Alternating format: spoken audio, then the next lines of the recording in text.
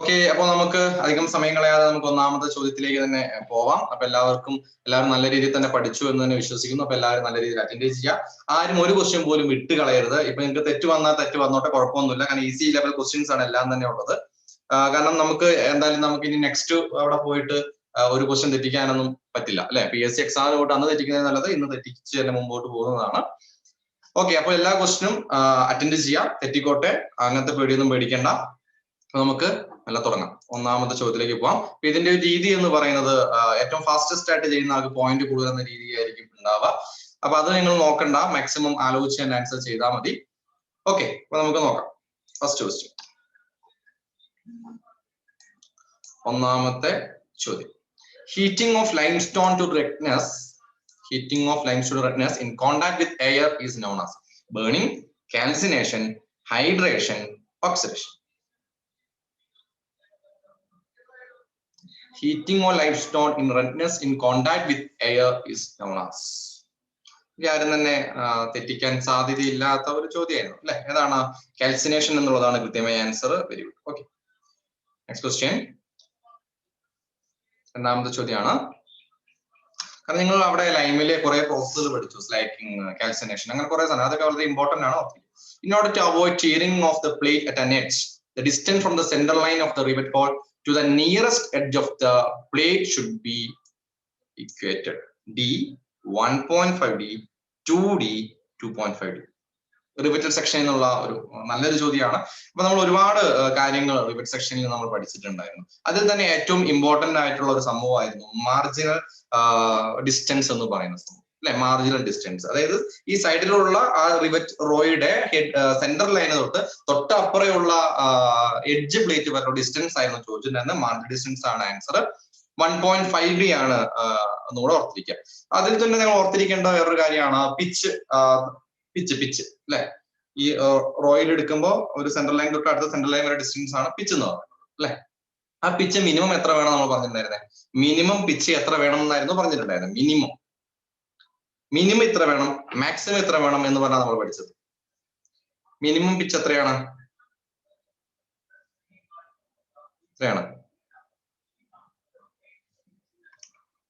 D+30 mm. D+30 mm minimum pitch. Maximum pitch എത്രയാ? 3D. Maximum pitch 3D. Okay ആണല്ലോ? തെറ്റിപ്പോരുത് കേട്ടോ, തെറ്റിപ്പോരുത്. ഈ 2D+3 നമ്മൾ പഠിച്ചത് എവിടെയാ? 2D+3 നമ്മൾ പഠിച്ചത് എവിടെയാ? 2D+3 നമ്മൾ വേറെ എവിടെയോ ഒരു സ്ഥലത്ത് പഠിച്ചിട്ടുണ്ട്. എവിടെയാ 2D+3? കഴിഞ്ഞ സെക്ഷനിൽ നമ്മൾ എടുത്തായിരുന്നു. പവർ ട്രാൻസ്മിഷനിൽ വാഷർ എന്ന് പറഞ്ഞ സാധനം എടുത്തിട്ടുണ്ടായിരുന്നു അല്ലെ.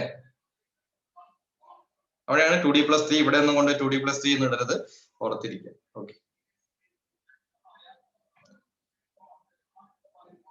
Okay, next question.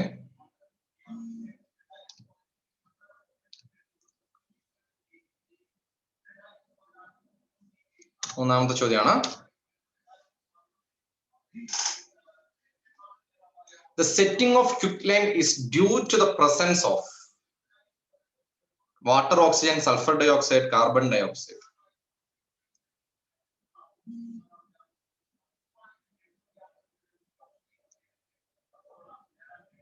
Setting of quicklime.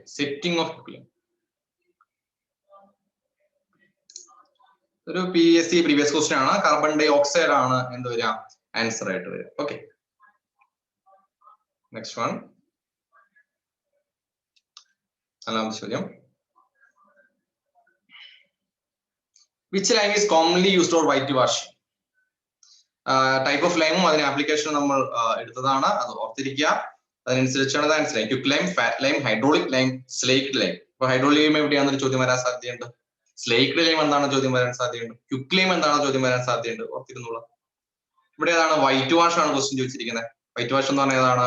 Fat lime ആണ്. Okay, next. അഞ്ചാമത്തെ ചോദ്യം. Construction of structures under water the lime used is. Construction of structures under water the lime used is. Fat lime, hydraulic lime, quick lime, pure lime.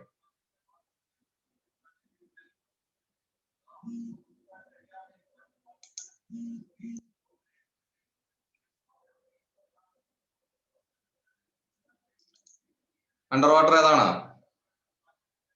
Quick, sorry, hydraulic line. Okay.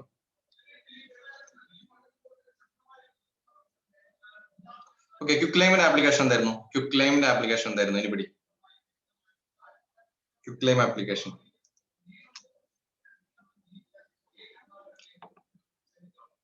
Okay, next, ഈ question കൂടി ചെയ്തിട്ട് വന്നാൽ, the maximum increase in volume when water is added to fat lime is 1.5 times, 3 times, 2.5 times, 3.5 times. അതായത് നമ്മൾ water add ചെയ്യുന്ന സമയത്ത് ഇതിന്റെ volume increase ചെയ്യുന്നതാണ്. ആ ഇൻക്രീസ് ചെയ്യുന്ന എത്ര ടൈംസ് വരെ ഇൻക്രീസ് ചെയ്യുന്ന ഒരു PSC ക്വസ്റ്റ്യൻ പേപ്പറിൽ കണ്ടിട്ടുണ്ടായിരുന്നു. ഓർത്തിരിക്കുക, വളരെ ഇമ്പോർട്ടന്റ് ആയിട്ടുള്ള ഒരു പോയിന്റ് ആണ്, നമുക്ക് ഒരിക്കലും തെറ്റ് വരാൻ പാടില്ലാത്ത ഒരു പോയിന്റ് ആണ്. ഏതാണ്? 2.5 ടൈംസ് എന്നുള്ളതാണ് ആൻസർ. ഓൾമോസ്റ്റ് ഒരു 63% ആൾക്കാർ ചെയ്തിട്ടുണ്ട്, ബട്ട് കുറെ പേര് ഇത് ചെയ്തിട്ടില്ല, ഓർത്തിരിക്കുക. ഓക്കെ, ഓക്കെ ആണല്ലോ അല്ലെ? കാരണം ഇത് നമ്മളിതൊക്കെ പഠിച്ചതായിരിക്കും, പക്ഷെ നമ്മളൊരു പ്രോപ്പർ റിവിഷൻ നമുക്ക് ഇല്ല എങ്കിൽ നമുക്ക് എന്ത് ചെയ്യാൻ പറ്റില്ല, ഇത് ക്രാക്ക് ചെയ്യാൻ ഭയങ്കര ബുദ്ധിമുട്ടായിരിക്കും. നിങ്ങൾ ഈ ഇപ്പം കുറെ മോക്ക് ടെസ്റ്റ് സീരീസ് കാര്യങ്ങളൊക്കെ കാണുന്നുണ്ട്. ഇറ്റ്സ് ഗുഡ് അല്ലെ, മോക്ക് ടെസ്റ്റ് സീരീസ് എപ്പോഴും നല്ലതാണ്. പക്ഷേ ഈ ആഴ്ചയിൽ നടത്തുന്ന ഈ 30 ക്വസ്റ്റ്യൻ അല്ലെങ്കിൽ 50 ക്വസ്റ്റ്യൻ അല്ലെങ്കിൽ 60 ക്വസ്റ്റ്യൻ പഠിച്ചിട്ട് കാര്യമില്ല അല്ലെ. നമുക്ക് തന്നെ അറിയാം, നമ്മൾ ഒരുപാട് കാര്യം പഠിച്ചിട്ടാണ് ഈ മോക്ക് ടെസ്റ്റിലേക്ക് വരേണ്ടത്. എന്നിട്ട് നമ്മുടെ ഒരു സെൽഫ് അനാലിസിസ് മാത്രമേ ഇവിടെ നടത്താവുള്ളൂ. കുറെ പേര് ഇപ്പോഴും മോക്ക് ടെസ്റ്റിന്റെ പുറകെയാണ്. മോക്ക് ടെസ്റ്റ് ഉണ്ടോ, മോക്ക് ടെസ്റ്റ് ഉണ്ടോ, മോക്ക് ടെസ്റ്റ് ഉണ്ടോ എന്ന് പറഞ്ഞിട്ട്. That's A wrong idea. നിങ്ങൾ ആദ്യം തിയറി പഠിക്കുക, നിങ്ങൾ ഈ പറയുന്ന പോയിന്റ്സ് മൊത്തം പഠിക്കുക. ഇതൊക്കെ പഠിച്ചതിന് ശേഷം മാത്രം എന്തിലേക്ക് പോകും? മോക്ക് ടെസ്റ്റിലേക്ക് പോകും അല്ലെ. മോക്ക് ടെസ്റ്റ് എന്ന് പറഞ്ഞാൽ നമ്മളൊന്നും കൂടെ ഒരു എന്താ പറയാ, നമ്മുടെ മെമ്മറിയൊക്കെ ഒന്ന് തറവാക്കാൻ വേണ്ടി മാത്രം ഉപയോഗിക്കുക. ഇപ്പൊ തന്നെ ഫാറ്റ് ലൈമിൽ നിന്ന്, ക്വിക്ക് ലൈമിൽ നിന്ന് ഇതിനൊക്കെ എത്ര ക്വസ്റ്റ്യൻസ് വരാം. പക്ഷെ നമ്മൾ ആകെ 1-2 ചോദ്യമാണ് മോക്ക് ടെസ്റ്റിന് ഇടുള്ളൂ. ശരിയല്ലേ? നമ്മൾ 4-5 സബ്ജക്റ്റിൽ നിന്ന് ഒരുപാട് ക്വസ്റ്റ്യൻ ഡിസ്കസ് ചെയ്ത് പോയതാണ്, ഒരുപാട് പോയിന്റ്സ് ഡിസ്കസ് ചെയ്ത് പോയതാണ്. ഇപ്പം ഈ ഡയമെൻഷന്റെ കാര്യം തന്നെയാണ്. റിവേറ്റഡ് ജോയിൻസ് ഒരുപാട് ഡയമെൻഷൻ നമ്മൾ പഠിച്ചിട്ടുണ്ട്. പക്ഷെ ഒറ്റ ക്വസ്റ്റ്യനിൽ നമ്മൾ എന്ത് ചെയ്യാണ്, തൽക്കാലം നമ്മുടെ സമയപരിമിതി പോലെ ഇവിടെ സ്റ്റോപ്പ് ചെയ്യാണ്. അപ്പൊ അതിന് നിങ്ങൾ എന്തായാലും നിർബന്ധമായിട്ടും ബാക്കി പോർഷൻസ് നോക്കണം. അത് മൊത്തം നോക്കിയിട്ട് നമ്മളൊരു സെൽഫ് അനാലിസിന് വേണ്ടി മാത്രമാണ് മോക്ക് ടെസ്റ്റ് നോക്കാവുള്ളൂ. കാരണം കുറെ പേര് അല്ലാണ്ട് മെസ്സേജ് അയക്കുന്നതുകൊണ്ടാണ് ഞാനിത് പറയുന്നത് കേട്ടോ. Okay, mock test maximum attend ചെയ്തോ. പക്ഷെ നിങ്ങൾ തിയറി പഠിക്കാണ്, മോക്ക് ടെസ്റ്റ് മാത്രം അറ്റൻഡ് ചെയ്തിരുന്നാൽ ചിലപ്പോൾ നമുക്ക് കാര്യം ഉണ്ടാവില്ല. Hydraulic lime has small quantities of silica, iron oxide, alumina, all of the above.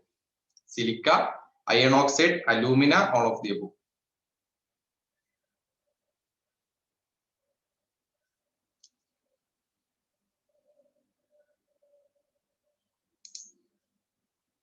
എല്ലാം ഇല്ലേ? എല്ലാം കുറേശ്ശെ ഉണ്ട്. Hydraulic lime has A small quantities of എന്നാണ് ചോദിച്ചിരിക്കുന്നത്. അതുകൊണ്ട് തന്നെ ഇവിടെ ഓൾ ഓഫ് ദി അബോവ് ആണ് ആൻസർ. Next question.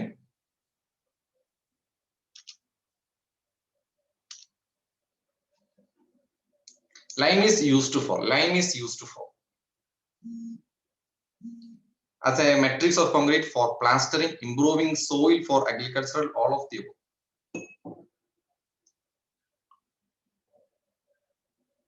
ഇത്ര എളുപ്പമുള്ള ചോദിക്കുമെന്ന് വിചാരിക്കേണ്ട, ഇതൊക്കെ PSC പ്രീവിയസ് ക്വസ്റ്റ്യൻ തന്നെയാണ്. Okay, of course it's all of the above. Okay, question 9ാമത്തെ ചോദ്യമാണ്.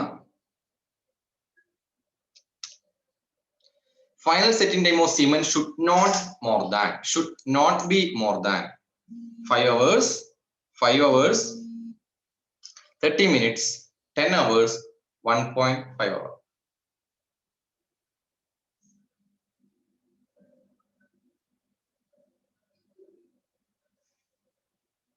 ഓക്കെ, ഇത് എന്താണ്? 10 hours ആണ്. കാരണം ഇവിടെ എന്താ പറഞ്ഞിരിക്കുന്നത്, ഫൈനൽ സെറ്റിംഗ് ടൈം ആണ് ചോദിച്ചിരിക്കുന്നത്, നോട്ട് ഇനീഷ്യൽ സെറ്റിംഗ് ടൈം. കുറെ പേര് അങ്ങനെ അവിടെ മിസ്റ്റേക്ക് വന്നിരിക്കുന്നത് അല്ലെ. ഫൈനൽ സെറ്റിംഗ് ടൈം ആണ് ചോദിച്ചിരിക്കുന്നത്, 10 hours ആണ്. അപ്പൊ ഇതുപോലെ തന്നെ നമുക്ക് പ്രശ്നം വരുന്നത് ഫോർ ന്യൂ കമേഴ്സ്, പുതിയ ആൾക്കാർ, പുതിയതായിട്ട് എക്സാം എഴുതാൻ പോകുന്ന ആൾക്കാർക്ക് ഒരു തെറ്റ് വരാൻ സാധ്യതയുള്ളത് ഈ മിനിറ്റ്സിൽ നേരെ മാറിയിട്ട് എന്തിലേക്ക്, അവറിനെ നേരെ മാറിയിട്ട് മിനിറ്റ്സിലേക്ക് ചോദിക്കും അല്ലെ. 10 hours എന്ന് പറഞ്ഞാൽ 600 minutes എന്നായിരിക്കും ചിലപ്പോൾ കാണാം. നമ്മൾ പഠിച്ചു പോയത് 10 hours ആയിരിക്കും. അതൊരു ആ സമയത്ത് നമുക്ക് എടുക്കാവുന്ന ഡിസിഷനേ ഉള്ളൂ. പക്ഷെ നമുക്ക് ചിലപ്പോഴൊക്കെ അബദ്ധങ്ങൾ പറ്റുന്നതാണ്. ഓക്കെ, നമുക്ക് അറിയാത്തതുകൊണ്ടല്ല. PSC ഒരു 90% നമുക്ക് പറ്റുന്നത് എന്താണ്, നമുക്ക് അറിവില്ലായ്മയല്ല. നമുക്ക് കുറെ അബദ്ധങ്ങൾ പറ്റുന്നു, നമ്മുടെ പ്രോപ്പർ റിവിഷന്റെ അഭാവം, ഇതൊക്കെയാണ് നമ്മളെ അവിടെ തെറ്റ് വരുത്തുന്നത്. ഓക്കെ, അപ്പൊ ചെറിയൊരു ഡൗട്ട് പോലും നമുക്ക് അവിടെ ഉണ്ടാവാതിരിക്കണം, ഓർത്തിരിക്കും. ഇവിടെ ഇനീഷ്യൽ സെറ്റിംഗ് ടൈമിന്റെ കണ്ടീഷൻ എന്താ നമ്മൾ പഠിച്ചത്? ഇനീഷ്യൽ സെറ്റിംഗ് ടൈമിന്റെ കണ്ടീഷൻ എന്താണ് പഠിച്ചത്? Final setting time of cement should not be more than എന്നാണ് പറഞ്ഞിരിക്കുന്നത്. ഇനീഷ്യൽ സെറ്റിംഗ് ടൈം ആണെങ്കിൽ ദ കണ്ടീഷൻ വിൽ ബി എന്തായിരിക്കും മാറിയിട്ടുണ്ടാവും? ഷുഡ് നോട്ട് മോർ ദാൻ ആണോ? ഓക്കെ, ഞാൻ കണ്ടീഷനാണ് ചോദിക്കുന്നത്. 30 minutes എന്ന് പറഞ്ഞ വാക്ക് മാത്രം നമ്മൾ ഓർത്തിരുന്നിട്ട് കാര്യമില്ല. ഷുഡ് നോട്ട് മോർ ദാൻ ആണോ, should not be less than ആണോ?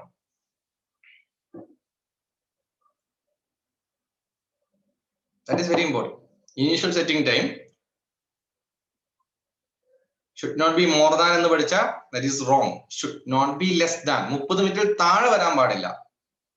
Okay, that is very important. അത് തന്നെയാണ് അവിടെ ക്വസ്റ്റ്യൻ വരിക. should not be less than 30 minutes, should not be more than 30 minutes. ആ രീതിയിലായിരിക്കും നിങ്ങളുടെ ഓപ്ഷൻസ് വരും. should not be less than, should not be less than. Okay, clear ആണല്ലോ? ഇപ്പൊ തന്നെ നമുക്ക് കമന്റ് ചെയ്തപ്പോൾ ഒരുപാട് പേര് മിസ്റ്റേക്ക് ചെയ്താ പറഞ്ഞത്. 30 മിനിറ്റിൽ താഴെ ആവാൻ പാടില്ല. ഓക്കെ, ക്ലിയർ അല്ലേ?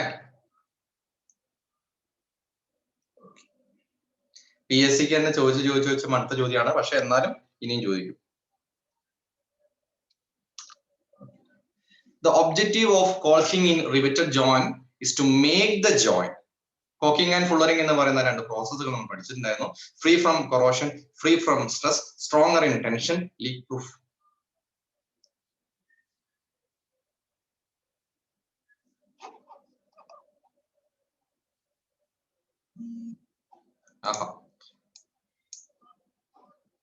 ഫ്രീ ഫ്രം കൊറോഷൻ ആരോ ഒരാൾ തെറ്റിച്ച്. ഓക്കെ, കുഴപ്പമില്ല. 97% ആൾക്കാരും കൃത്യമായി ആൻസർ ചെയ്തിട്ടുണ്ട്. Very good. Okay, next question.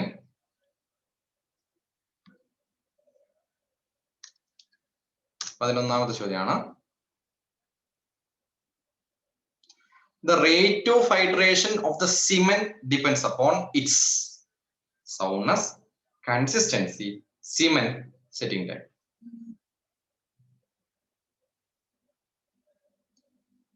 The rate of hydration of the cement depends upon its ഏതാണ്? സെറ്റിംഗ് ടൈം അല്ലേ? Next, 12ാമത്തെ ചോദ്യമാണോ? Vicat apparatus is used for Vicat apparatus. Strength of mortar, stability of cement, consistency of cement, none of this. Vicat apparatus.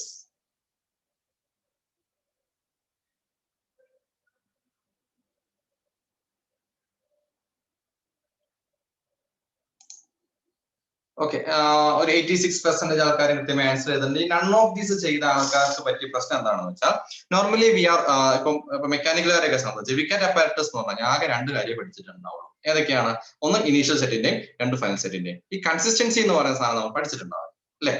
അപ്പൊ അതുകൊണ്ടാണ് അവിടെ ഒരു ചെറിയ percentage ആൾക്കാർക്ക് mistake വന്നിട്ടുണ്ടാവാൻ സാധ്യത എന്ന് ഞാൻ വിചാരിക്കുന്നു. നൺ ഓഫ് ദീസ് എന്ന് പറയുന്ന ആൻസറിലേക്ക് പോകാനുള്ള സാധ്യത അതുകൊണ്ടായിരിക്കും. അപ്പോൾ നമുക്കിവിടെ ക്വസ്റ്റ്യൻ വന്നൊന്ന് വിചാരിക്കാം. Vicat apparatus used for option A initial സെറ്റിന്റെയും, ഓപ്ഷൻ എ ഫൈനൽ സെറ്റിന്റെയും, option C consistency of cement, option D all of the above. ഏതായിരിക്കും ആൻസർ വരിക? ഏതായിരിക്കും ആൻസർ വരിക?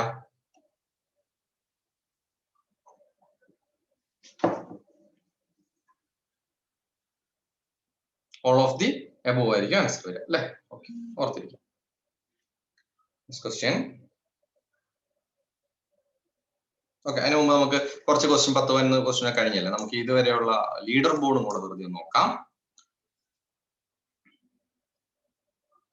1ാം സ്ഥാനത്ത് നിൽക്കുന്നത് പ്രിജിയാണ്. 2ാം സ്ഥാനത്ത് സ്നേഹ മാത്യു, ഹരി, സുമിന, വിഷ്ണു, സെബിൻ, ഹിമ, ബെല്ലാരെന്ന് എനിക്ക് അറിയില്ല, അശ്വിനി, റൂ. നിങ്ങൾ മാക്സിമം സ്വന്തം പേര് തന്നെ കൊടുക്കുക കേട്ടോ. കൊടുത്തു കഴിഞ്ഞാൽ നമുക്കൊരു ഐഡിയ കിട്ടുമല്ലോ അല്ലെ?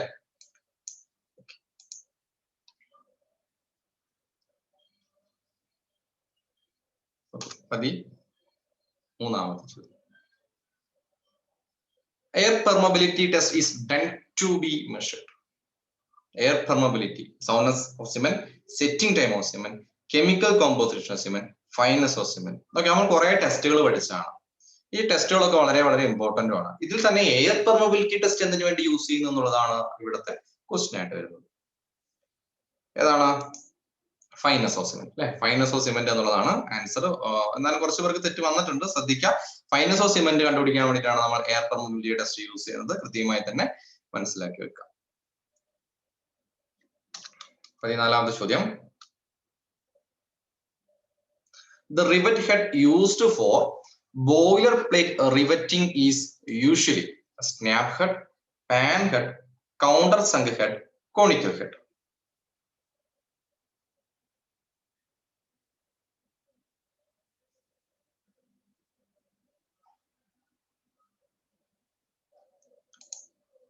ഏതാണ്? Snap head will be the answer. ഞാൻ പറഞ്ഞിട്ടുണ്ടായിരുന്നു നമ്മൾ പ്രധാനമായിട്ടും ഹെഡുകളെ രണ്ടായിട്ട് കുറെ ടൈപ്പ് പഠിച്ചു. അതിൽ ഏറ്റവും പ്രധാനമായിട്ടും രണ്ടായിട്ട് പറയുകയാണെങ്കിൽ ഒന്ന് സ്നാപ്പ് ഹെഡ്, ആപ്ലിക്കേഷൻ ചോദിക്കുന്ന ഏറ്റവും പ്രധാനപ്പെട്ട 2-3 ആൾക്കാരുണ്ട്. ഒന്ന് snap head, general structural work.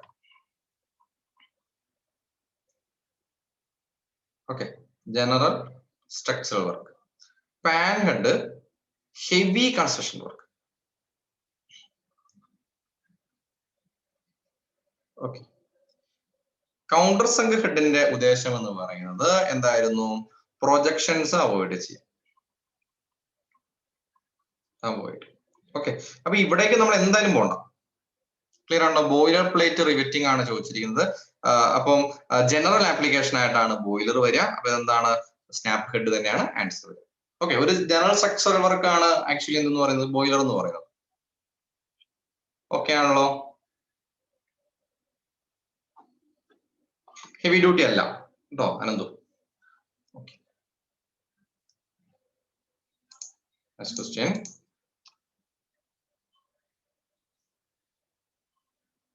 പതിനഞ്ചാമത്തെ ചോദ്യം. The type of bond in which every course contains both headers and stretchers is called Flemish bond, Russian bond, English bond, mixed bond.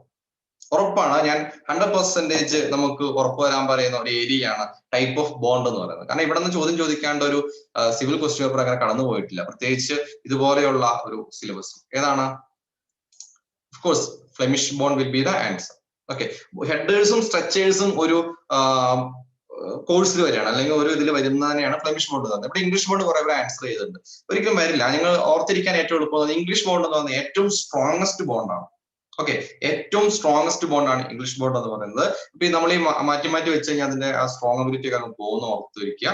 അപ്പൊ English bond ഇത് ഏറ്റവും സ്ട്രോങ് ആണ്. Flemish ബോണ്ടാണ് അങ്ങോട്ടും ഇങ്ങോട്ടും മാറ്റി മാറ്റി വെക്കുക, ഓർത്തിരിക്കുക. Headers and stretchers. Okay, next question. ഇതിൽ നിന്ന് എന്തായാലും ക്വസ്റ്റ്യൻസ് എക്സ്പെക്ട് ചെയ്യണം. നല്ല നല്ല ക്വസ്റ്റ്യൻസ് എക്സ്പെക്ട് ചെയ്യേണ്ട ഏരിയ ആണ് അത്. To develop the face lap which is the closer used next to the quoin header. ഒരുപാട് പേര് തെറ്റിക്കുന്ന ചോദ്യമാണ് കേട്ടോ അത്. എളുപ്പമാണ്, ബട്ട് കൺഫ്യൂസിംഗ് ആണ്, മിസ്റ്റേക്ക് വരുന്ന ചോദ്യമാണ്.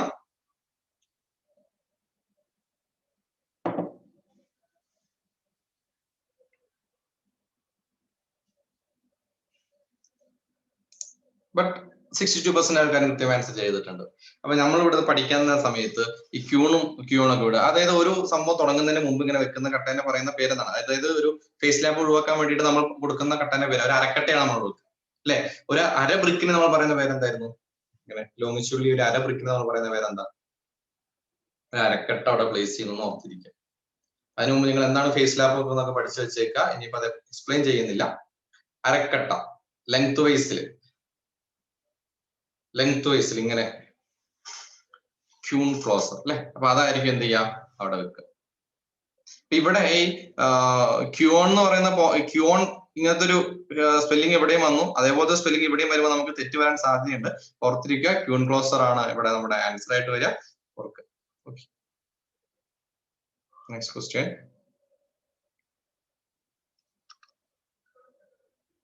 അരക്കട്ട എന്ന് പറയുമ്പോൾ നമ്മൾ നേരെ ഇങ്ങനെ പകുതിയാക്കണ്ട, ഇങ്ങനെ കേട്ടോ, length wise. Bond is used in brick masonry for carrying heavy load. Single Flemish, English, double Flemish, Dutch. ഇപ്പൊ നമ്മൾ പറഞ്ഞു കഴിഞ്ഞുള്ളൂ ഒരു പ്രത്യേകത, carrying heavy lords.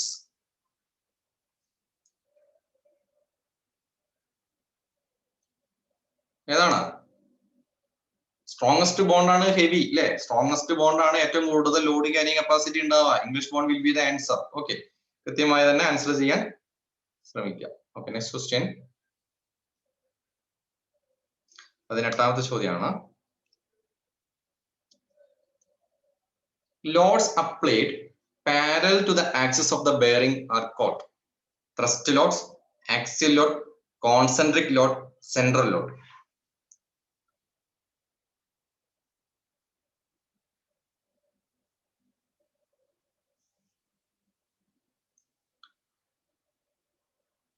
Okay, actually ഇത് രണ്ടും നമുക്ക് ശരിയാണെന്ന് പറയാം. ഈ ആക്സിൽ ലോഡും ത്രസ്റ്റ് ലോഡും, ആക്സിൽ എന്ന് പറയുന്നത് നമുക്ക് എന്ത് തന്നെയാണ്, പാരലൽ തന്നെയാണ്, എലോങ് തന്നെയാണ് വരിക. പക്ഷെ അതിനെ ഒരു ജനറൽ ആസ്പെക്ടിൽ നമ്മൾ പറയുന്ന സമയത്ത് എന്താണ്, ത്രസ്റ്റ് ലോഡ് എന്നാണ് അറിയപ്പെടുക. ഓക്കെ, അത് ഓർത്തിരിക്കുക. കാരണം നമ്മൾ ബെയറിംഗിൽ ഏറ്റവും ഇമ്പോർട്ടന്റ് ആയിട്ടുള്ള ഒരു കാര്യമാണ് ടൈപ്പ് ഓഫ് ലോഡിങ് അവിടെ കൊടുക്കുന്നു, എങ്ങനെ വരുന്നു എന്നുള്ളത്. അതിനെ ബേസ് ചെയ്തിട്ട് തന്നെയാണ് അവിടുത്തെ ക്വസ്റ്റ്യൻ വരാൻ സാധ്യത ഏറ്റവും കൂടുതൽ. അത് അതുകൊണ്ട് കൃത്യമായി അതിനെ അവതരിക്കുക. പ്രത്യേകിച്ച് ത്രസ്റ്റ് ബെയറിംഗ് എന്താണ്, അതുപോലെ തന്നെ ഫ്രിക്ഷൻ ബെയറിംഗ് കാര്യങ്ങൾ എല്ലാം, അതായത് ഫുഡ് സ്റ്റെപ്പ് ബെയറിംഗ് തുടങ്ങിയ എല്ലാ കാര്യങ്ങളും അതിന്റെ എല്ലാ ആസ്പെക്ടും നന്നായി തന്നെ നോക്കിപ്പോണം. ഓക്കെ, ഒരിക്കലും നമ്മളതൊരു, ഇപ്പൊ ഞാൻ ഇന്നലെ തന്നെ കുറച്ച് ക്വസ്റ്റ്യൻസ് ഗ്രൂപ്പിൽ ഇട്ടത് കണ്ടായിരുന്നു. എനിക്കൊന്ന് ലെയ്ത്തുമായി ബന്ധപ്പെട്ട ക്വസ്റ്റ്യൻസ് ആണ് എന്ന് എനിക്ക് തോന്നുന്നു. അപ്പൊ അങ്ങനെയുള്ള ക്വസ്റ്റ്യൻസ് നമുക്ക് വേണമെങ്കിൽ 1000 ക്വസ്റ്റ്യൻസ് നമുക്ക് വേണമെങ്കിൽ ഇടാം, അല്ലെ? നമുക്ക് ഒരുപാട് എന്താ പറയുക, ഒരുപാട് വെബ്സൈറ്റ്സ് ഉണ്ട്, ഒരുപാട് ഈ ഇത് കിട്ടുന്ന ഒരുപാട് ഏരിയാസ് ഉണ്ട്. പക്ഷെ അവിടെ നിന്ന് ക്വസ്റ്റ്യൻ ഇടുമ്പോൾ പ്രശ്നം എന്താണെന്ന് വെച്ചാൽ നമ്മുടെ ഒബ്ജക്ഷൻ എന്താണ്, നമ്മുടെ ലക്ഷ്യം എന്ന് നമ്മൾ മറന്നു. നമ്മൾ പഠിക്കുന്നത് KW ഓവർസിയർ ഗ്രേഡ് 3ക്ക് വേണ്ടിയിട്ടാണ്. അപ്പൊ അതിന് പഠിക്കുന്ന ഒരു ഡെപ്ത് ഉണ്ട്, അതിന് പഠിക്കുന്ന കുറെ കാര്യങ്ങളുണ്ട്. ഓക്കെ, അതായത് അതിന് വേണ്ടിയുള്ള ഇപ്പൊ എന്താ പറയുക, സ്റ്റാൻഡേർഡ് ആയിട്ടുള്ള ടെക്സ്റ്റ് ബുക്സ് ഉണ്ട്, അല്ലെ? നമ്മുടെ എന്താണ് നമ്മുടെ അടിസ്ഥാന യോഗ്യത, അത് വെച്ചിട്ട് മാത്രം പഠിക്കുക. ഇപ്പൊ ഞാൻ തന്നെ പറയാം, ഇപ്പൊ നിങ്ങൾ ബിടെക് ഇപ്പൊ അസിസ്റ്റന്റ് എഞ്ചിനീയർ പഠിക്കുന്ന സമയത്ത് ഈ സാധനമൊക്കെ പഠിച്ചു പോയിട്ട് വല്ല കാര്യമുണ്ടോ? അസിസ്റ്റന്റ് എഞ്ചിനീയർ LSTD എക്ക് പഠിക്കുന്ന സമയത്ത് നമ്മൾ ഈ പറയുന്ന ഈ ഓവർസിയറിന് പഠിച്ച എല്ലാ പോയിന്റ്സും ബൈഹാർട്ട് ചെയ്ത് പോയിട്ട് വല്ല കാര്യം വരാറുണ്ടോ? അബ്സല്യൂട്ട് എന്താണ്, ഒരു കാര്യമില്ലാത്ത അവസ്ഥ വരും, അല്ലെ? ശരിയല്ലേ? ഞാൻ പറയുന്നത് കറക്റ്റ് അല്ലേ?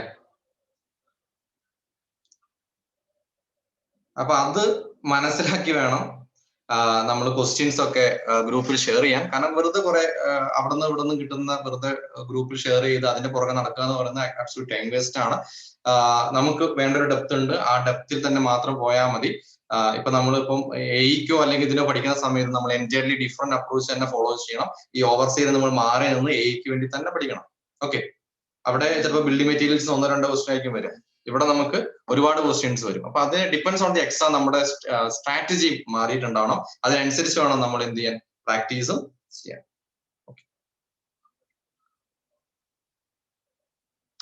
19ാമത്തെ ചോദ്യമാണ്, which one of the following is classified as anti-friction bearing? Ball bearing, roller bearing, needle bearing, all of the above.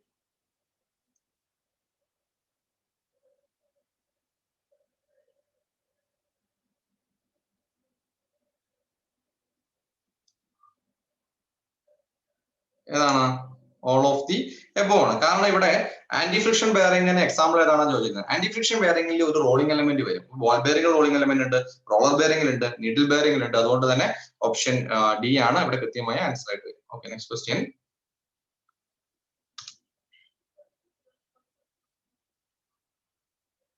Which one of the following parts of a ball bearing acts as a barrier between the balls, preventing them from bumping into each other? Inner race, outer race, rolling element, cage. Preventing them from bumping. ഏതാണ്? Cage ആണ്. Okay, very good, very good. Okay, എനിക്കറിയാം ഇപ്പൊ ഇതിലുള്ളത് തന്നെ ഏറ്റവും കൂടുതൽ ആൾക്കാരും civil engineering students ആണ്. എല്ലാവർക്കും ആൻസർ ചെയ്യാൻ പറ്റുന്നുണ്ട്, നല്ല കാര്യം. Okay, next question. Which one of the following parts of ball bearing is mounted on the rotating shaft and tends to rotate the shaft? Inner race, outer race, rolling element, cage. നമ്മൾ inner element outer element ഒക്കെ inner റേസും outer റേസും ഒക്കെ ഉണ്ടാക്കുന്ന material പറഞ്ഞിട്ടുണ്ടായിരുന്നു. ഏതാണെന്ന് വല്ല ഓർമ്മയുണ്ടോ?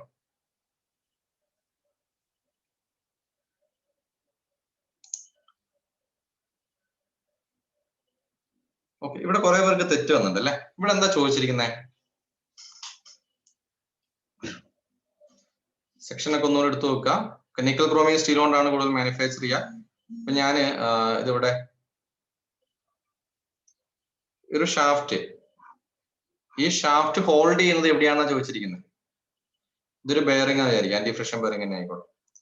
ഇതാണ് outer raise,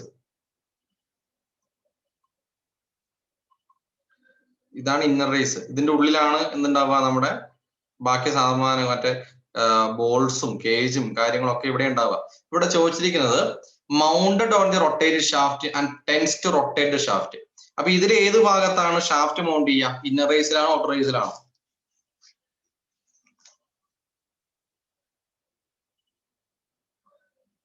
inner റേസിലല്ലേ? ഐ ഹോപ്പ് നിങ്ങളുടെ ഡൗട്ട് ക്ലിയർ ആയെന്ന് ഞാൻ വിശ്വസിക്കുന്നു. കാരണം അതൊരു എന്താ പറയുക സിമ്പിൾ ക്വസ്റ്റ്യൻ ആണ്. അത് ഓർത്ത് മാത്രം ആൻസർ ചെയ്യാം. ഓക്കെ, പുറമേയുള്ള ഔട്ടർ റേസ് എന്ന് പറയുന്നത് ഹോൾഡ് ചെയ്യാനും ഇന്നർ റേസ് എന്ന ഷാഫ്റ്റിനെ ഫ്രീ ടു റൊട്ടേറ്റ് ചെയ്യാനാണ്. അതിന്റെ ഇടയിലായിരിക്കും എന്തുണ്ടാവുക, റോളിംഗ് എലമെന്റ്സ് ഉണ്ടാവുക.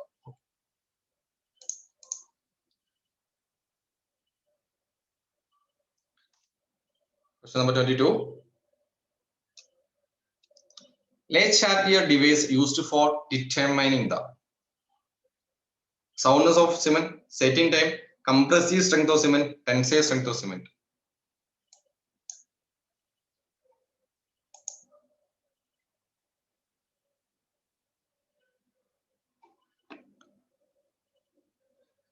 ഏതാണ്? സൗണ്ട്നെസ് ഓഫ് സിമെന്റ് എന്നുള്ളതാണ് കൃത്യമായ ആൻസർ. Le Chatelier ഇടയ്ക്കിടയ്ക്ക് ചോദിക്കാറുള്ളതാണ്.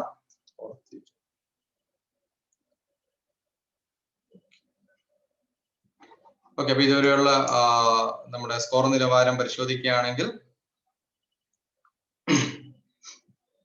ഓക്കെ, സ്നേഹ മാത്യു ഒന്നാം സ്ഥാനത്ത് തുടരുന്നു. ഫ്രിജി, ബെൽ, റൂം, ഹരി, സെബിൻ, അശ്വിനി, ഹിമ, അനന്തു, വിഷ്ണു. ഓക്കെ, എനിക്കൊന്ന് ഒരുപാട് പേർക്ക് സെയിം സ്കോർ തന്നെയാണ്. അപ്പൊ ഡിപ്പെൻസ് ആണ് ഹു ഇസ് ഫാസ്റ്റ് എന്ന ഒരു ആസ്പെക്റ്റിലാണ് അവിടെ റാങ്കിങ് ഇട്ടിരിക്കുന്നത്. Next question. Which one of the following parts of a ball bearing is mounted to the housing and is stationary? Inner race, outer race, rolling race, cage.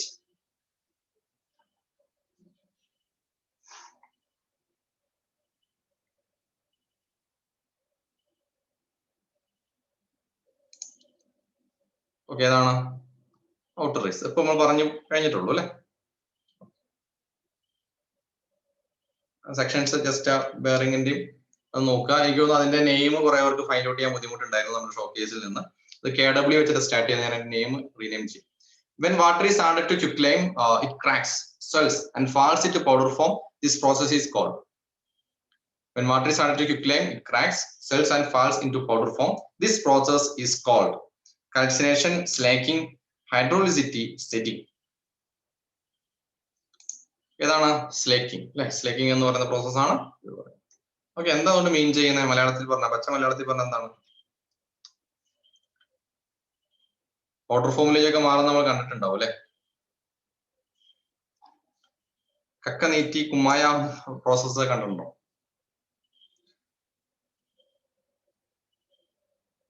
25ാമത്തെ ചോദ്യത്തിലേക്ക് പോവാം.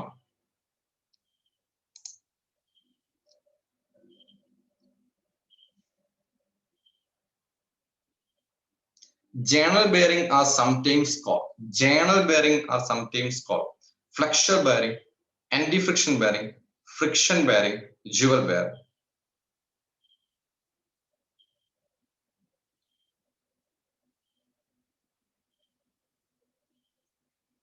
Journal bearing.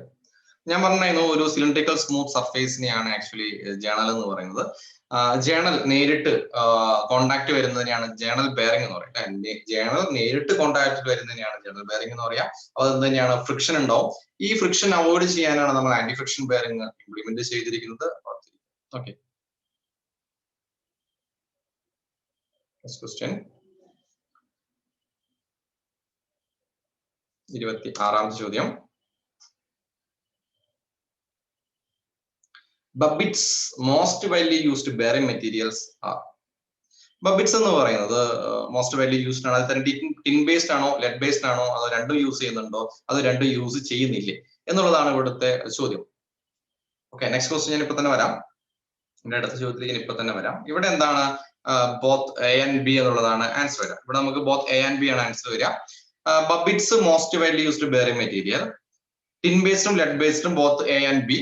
അപ്പൊ key ആണ് വന്നിരിക്കുന്നത് both A and B എന്നുള്ളത്. നമുക്ക് എന്താണ് ബബിറ്റ് എന്ന് ആദ്യം അറിയണം. ബബിറ്റ് ബെയറിംഗ് മെറ്റീരിയൽ നമ്മൾ ഗൺമെറ്റൽ പഠിച്ചു, ബബിറ്റ് പഠിച്ചു, കൻമിയലോയ് പഠിച്ചു, കാസ്റ്റൈൻ പഠിച്ചു, ഒരുപാട് ടെഫ്ലോൺ പഠിച്ചു. അങ്ങനെ ഒരുപാട് കാര്യങ്ങൾ നമ്മൾ പഠിച്ചു പോയതാണ് അല്ലെ? അപ്പൊ ഇതിൽ ബബിറ്റ് എന്ന് പറയുന്ന കോമ്പിനേഷൻ എന്തൊക്കെ മെറ്റീരിയൽ ആയിരിക്കും അതിലുണ്ടാവുക?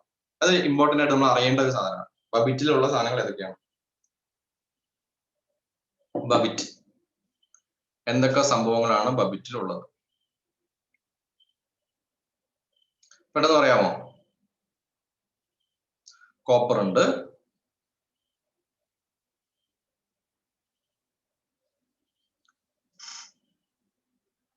ഓക്കെ, കോപ്പർ ഉണ്ട്, ടിൻ ഉണ്ട്, ലെഡ് ഉണ്ട്, ആന്റിമണി ഉണ്ട്. ഓക്കെ, ഗൺമെറ്റൽ നമ്മൾ പഠിച്ചിട്ടുണ്ട്. ഗൺമെറ്റൽ എന്ന് പറഞ്ഞാൽ ആരൊക്കെയായിരുന്നു?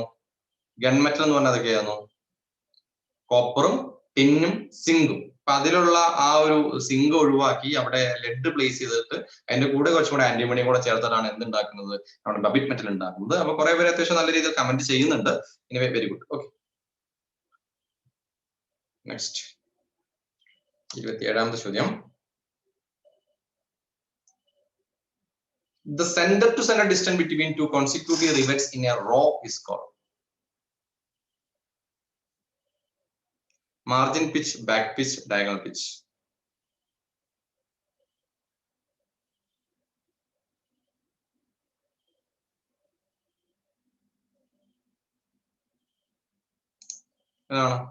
Pitch. Okay. Next question.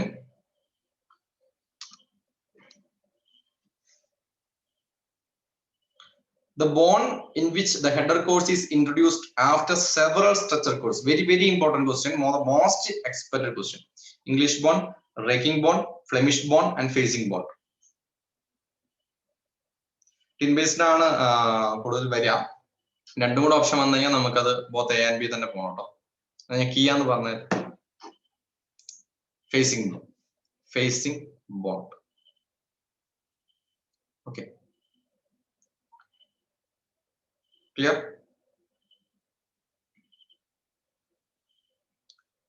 അല്ലെ, കഴിഞ്ഞ ക്വസ്റ്റ്യനില് അപ്പൊ ഞാൻ ക്ലാസ് എടുത്ത് പറഞ്ഞിട്ടുണ്ടായിരുന്നു നമ്മൾ രണ്ടും യൂസ് ചെയ്യും. പക്ഷെ ഒരുപാട് കൂടുതലായിട്ട് യൂസ് ചെയ്യുന്ന ഒന്ന് ടിൻ ബേസ്ഡ് തന്നെയാണെന്ന് പറഞ്ഞിട്ടുണ്ടായിരുന്നു. പക്ഷെ അൺഫോർച്ചുനേറ്റ്ലി നമ്മുടെ PSC കീ വന്ന സമയത്ത് ബോത്ത് എ ആൻഡ് ബി ആണ് വന്നത്. അതുകൊണ്ടാണ് കീ തന്നെ എന്ന് പറഞ്ഞ് പഠിച്ചത്. ഇപ്പൊ പറയാൻ കാര്യം അതുകൊണ്ടാണ്. ഓക്കെ ആണല്ലോ. ഇവിടെ ഫേസിംഗ് ബോണ്ട് ആണ്. ഇവിടെ എന്താ പറഞ്ഞിരിക്കുന്നത്? കുറെ കഴിഞ്ഞതിന് ശേഷം നമ്മൾ ഒരു വേറൊരു ടൈപ്പ് ബോണ്ട് ഇംപ്ലിമെന്റ് ചെയ്യണം. അപ്പൊ കോഴ്സ് എന്ന് പറഞ്ഞു കഴിഞ്ഞാൽ ഈ ഒരു വരീനെയാണ് നമ്മൾ കോഴ്സ് എന്നാണ് ഉദ്ദേശിക്കുന്നത് അല്ലെ. ഈ ഒരു വരീനെയാണ് നമ്മൾ ആക്ച്വലി കോഴ്സ് ഉദ്ദേശിക്കുന്നത്. ഇങ്ങനെ കുറെ കോഴ്സുകൾ കഴിഞ്ഞതിന് ശേഷം പുതിയ ഒരു ടൈപ്പ് ബോണ്ട് ഇംപ്ലിമെന്റ് ചെയ്യണേ, that is called facing bond. ഏതാണ്? Header course is introduce after several structure course. അപ്പൊ കുറെ സ്ട്രക്ചർ കോഴ്സിന് ശേഷം ഒരു ഹെഡർ കോഴ്സ് വരുന്നതിനെയാണ് നമ്മൾ എന്ത് പറയുന്നത്? ഫേസിംഗ് ബോണ്ട് എന്ന് പറയുന്നത്.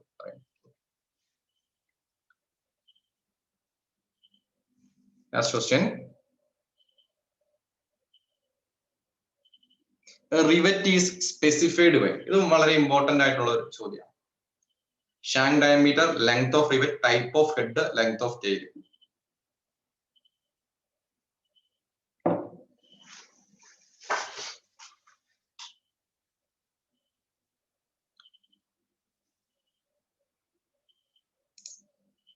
ഓക്കെ, കാരണം നമുക്ക് രണ്ട് കാര്യത്തിൽ ഇവിടെ സംശയം വരിക. ടൈപ്പ് ഓഫ് ഹെഡ് ആണോ ഷാങ്ക് ഡയമീറ്റർ ആണോ? അപ്പൊ അവിടെ പ്രൈം ഇമ്പോർട്ടൻസ് എന്ന് പറഞ്ഞാൽ ഷാങ്ക് ഡയമീറ്റർ തന്നെയാണ്, ഓർത്തിരിക്കാം. പിന്നെ ഇവിടെ അഡ്വിൻ ഫോർമുല ഞാൻ പറഞ്ഞിട്ടുണ്ടായിരുന്നു. ഏതായിരുന്നു അത്? ഒരു പ്രോബ്ലം ബേസ്ഡ് ആണ് അങ്ങനത്തെ ഒരു ക്വസ്റ്റ്യൻ വരാൻ സാധ്യതയുള്ളത്. ഡയമീറ്റർ കണ്ടുപിടിക്കേണ്ട ഒരു equation D is equal to 6 into root T ആണ്. അപ്പം പ്രധാനമായിട്ടും ഡയമീറ്റർ ഫൈൻഡ് ഔട്ട് ചെയ്യാനുള്ള കാരണം എന്ന് പറയുന്നത് തിക്നെസ്. ഒരു റിവറ്റ് എന്ന് പറയുന്നത് ബേസ്ഡ് ഓൺ എന്താണ്? തിക്നെസ് ഓഫ് പ്ലേറ്റിനെ ഡിപ്പെൻഡ് ചെയ്തിട്ടാണ് ഏത് ഡയമീറ്റർ ഉള്ള റിവറ്റ് നമ്മൾ പ്ലേസ് ചെയ്യണമെന്നൊക്കെ തീരുമാനിക്കുന്നത്. അപ്പൊ അങ്ങനത്തെ രീതിയിലുള്ള ക്വസ്റ്റ്യൻസ് വരാൻ സാധ്യതയുണ്ട്. അത് നമ്മുടെ മനസ്സിലുണ്ടാവണം. 6 root T. 6 root T എന്ന് പറയുമ്പോൾ അതിന്റെ ഡയമെൻഷൻ mm ആയിരിക്കും, അത് ഇഞ്ചിലായിരിക്കും.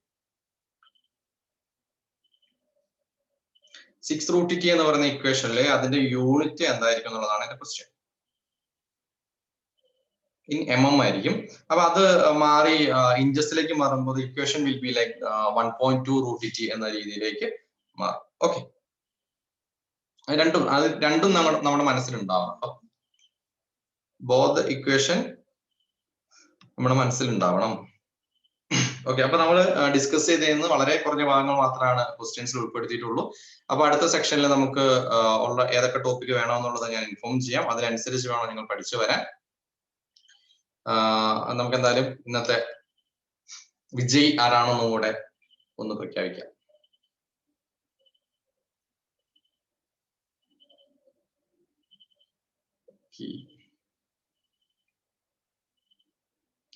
ഓക്കെ, ടുഡേ സ്നേഹ മാത്യു ആണ്.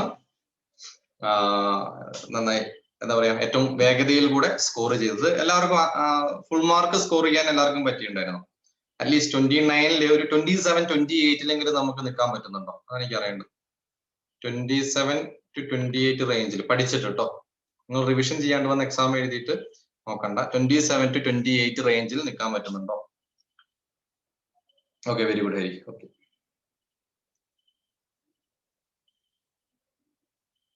ഓക്കെ. കുഴപ്പമില്ല. 1-2 മിസ്റ്റേക്ക് ഒന്നും പ്രശ്നമല്ല. മാർക്ക് വന്നോട്ടെ, കുഴപ്പമൊന്നുമില്ല. ഇനി നിങ്ങൾ പ്രിപ്പയർ ചെയ്യാണ്ടിരിക്കരുത്. കാരണം പിന്നെ കുറച്ച് പേര് ചോദിച്ചത് ഇതിനൊരു ടൈം ടേബിൾ ഉണ്ടാക്കാൻ പറ്റുമോ എന്നുള്ളതായിരുന്നു. മെക്കാനിക്കൽ പോർഷൻസ് അങ്ങനെ സംഭവം വേണോ? സ്റ്റഡി പ്ലാൻ വല്ലതും ഉണ്ടാക്കി അങ്ങനെ തരേണ്ട കാര്യമുണ്ടോ? കാരണം ഓരോരുത്തർക്കും ഇത് വ്യത്യസ്തമായിട്ടുള്ള കാഴ്ചപ്പാടുകളായിരിക്കും എന്നതുകൊണ്ടാണ് ഞാൻ ചോദിക്കുന്നത്.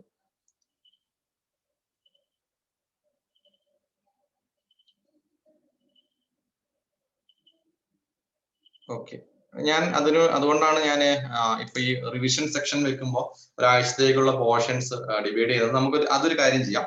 നമുക്കൊരു പ്രോപ്പർ ആയിട്ട് നമുക്കൊരു 2 മന്തിലേക്ക് ഡിവൈഡ് ചെയ്ത് സെറ്റ് ചെയ്യാം. അങ്ങനെ സെറ്റ് ചെയ്യുമ്പോൾ കൃത്യമായ പോർഷൻസ് കവർ ചെയ്യുന്ന രീതിയിൽ തന്നെ നമുക്ക് പോകാൻ പറ്റും. പിന്നെ നമുക്ക് ചെയ്യാൻ പറ്റും, നിലവിൽ നമുക്ക് ഇത് PSC സിലബസ് ഇടാത്തതുകൊണ്ട് നമുക്ക് പഴയ സിലബസ് തന്നെ മുമ്പോട്ട് പോകാൻ സാധിക്കുകയുള്ളൂ. അപ്പോ അത് ഒന്ന് അഡ്ജസ്റ്റ് ചെയ്യുക, കാരണം നമുക്ക് വേറെ സിലബസ് ഇല്ല. പിന്നെ ഉള്ളത് ഏതെങ്കിലും പോർഷൻസ് ഓക്കെ 1 മന്ത് കൊണ്ട് സെറ്റ് ചെയ്യണം. പിന്നെ ഏതെങ്കിലും പോർഷൻസ് പെൻഡിങ് ഉണ്ട്, നിങ്ങൾക്ക് ജസ്റ്റ് ഒന്നും കൂടി ഒന്ന് റിവൈസ് ചെയ്താൽ കൊള്ളാം എന്നുണ്ടെങ്കിൽ ജസ്റ്റ് ഒന്ന് പറയാം. അത് നമുക്ക് ആലോചിച്ചിട്ട് ചെയ്യാം. ഓക്കെ, അപ്പൊ നമ്മൾ അന്ന് KLDCന്റെ സമയത്ത് എനിക്ക് ഒന്ന് ഒരു തവണ നമ്മളൊന്ന് റിവിഷൻ ചെയ്തായിരുന്നു സിവിൽ പോർഷൻസ് മൊത്തം. അപ്പൊ അതിന്റെ റിവിഷൻ സെക്ഷൻ നമ്മൾ ഓൾറെഡി എന്തിൽ ഇട്ടിട്ടുണ്ട്, നമ്മുടെ ലൈബ്രറിയിൽ ഇട്ടിട്ടുണ്ട്. ജസ്റ്റ് അതും കൂടി ഒന്ന് റിവൈസ് ചെയ്തു പോവാം. ഓക്കെ, ഓക്കെ ആണല്ലോ. എന്നാ മെല്ലെ ഇന്നത്തെ ക്ലാസ് വൈൻഡപ്പ് ചെയ്തോട്ടെ.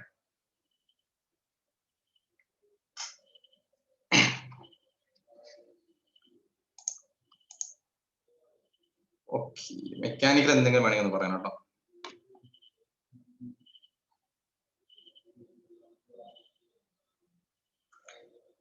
ഓക്കെ, എന്നാ മെല്ലെ വൈൻഡപ്പ് ചെയ്തോട്ടെ. വേറെ സംശയങ്ങളൊന്നും ഇല്ല എന്ന് വിശ്വസിക്കുന്നു. Cold riveting and hot riveting are more strong.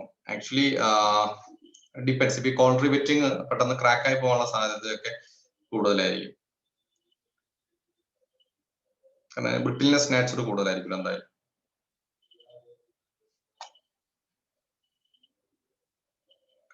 Okay, അങ്ങനെ ജോലിയും വരില്ല. അപ്പൊ അത് രണ്ട് മാനുഫാക്ചറിങ് മെത്തേഡ് ഉണ്ട് എന്ന് മാത്രം മനസ്സിലാക്കി വെച്ചാൽ. ഓക്കെ, എന്നാ മെല്ലെ വൈൻഡപ്പ് ചെയ്യാണ്. അപ്പൊ നമുക്ക് അടുത്ത സെക്ഷനിലേക്കുള്ള ഏതൊക്കെ പഠിക്കണമെന്നുള്ളത് നമുക്ക് ഗ്രൂപ്പിൽ ഇടാം. അതിനുശേഷം നമുക്ക് വീണ്ടും നല്ല രീതിയിൽ തന്നെ പഠിച്ചു പോവാം. അപ്പൊ എല്ലാവർക്കും തൽക്കാലം bye bye, take care. Okay, Alvin, Hari, Meenu, Vaishakh, Vineeth, okay, അത്യാവശ്യം കുറച്ച് പേരുണ്ടായിരുന്നു. ഓക്കെ, അപ്പൊ ബൈ ബൈ, ടേക്ക് കെയർ.